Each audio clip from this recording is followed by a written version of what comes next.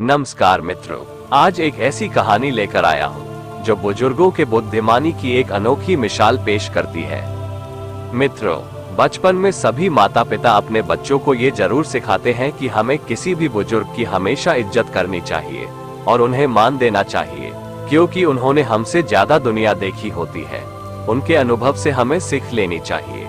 ये कहानी बुद्धिमान बुजुर्ग भी उसी के बारे में है।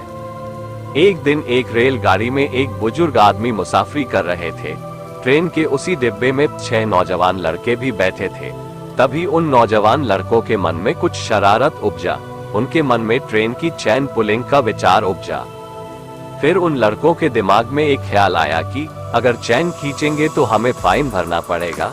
उनमें से एक लड़का बोला कि कोई बात नहीं, हम फाइन भर देंगे। सभी लोग 100 या 150 रुपए इकट्ठा कर लो, जितना भी फाइन लगेगा हम भर देंगे।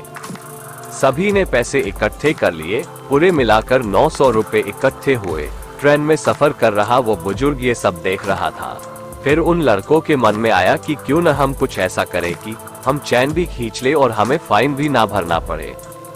उसमें से एक लड़का बोलता है, हाँ मेरे पास एक अच्छा उपाय है जिससे हम चैन भी खींच लेंगे और फाइन भी ना भरना पड़ेगा।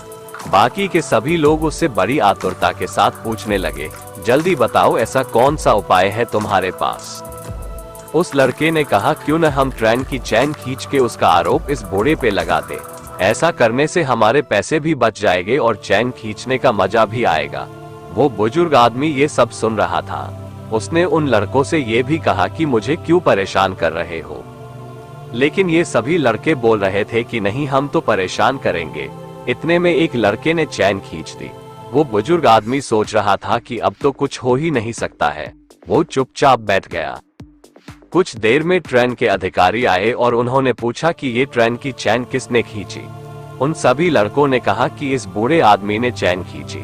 तब उस अधिकारी ने उस बुजुर्ग से पूछा कि आपने ट्रेन की चैन क्यों खींची। तभी उस बुजुर्ग ने उस अधिकारी के कहा कि इन लड़कों ने मेरे 900 रुपए छीन कर अपनी जेब में रख लिए हैं, तो मैं परेशान होकर ट्रेन की चैन खींच दी। उस अधिकारी ने तुरंत लड़कों की जेब चेक की और उन्हें 900 रुपए मिले जो कि इन लड़कों ने इकट्ठे किए थे।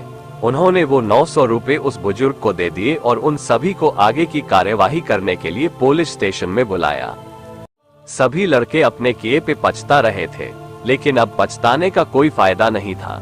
मित्रों, हमें किसी बुजुर्ग आदमी से कुछ न कुछ सीखना चाहिए, न कि उन्हें परेशान करने के बारे में सोचना चाहिए, क्योंकि हम जो काम आज कर रहे हैं वो ये काम कई सालों पहले ही करके बैठे हैं। इसलिए हमें उनका आदर करना चाहिए। मित्रों, अगर आपको ये कहानी बुद्धिमान बुजुर्ग अच्छी लगी हो तो अपने दोस्तों के साथ भी शेयर कीजिए और कमेंट में जरूर बताइए कि कैसी लगी हमारी ये कहानी। साथ ही चैनल सब्सक्राइब कर बेल आइकॉन प्रेस कर लीजिए।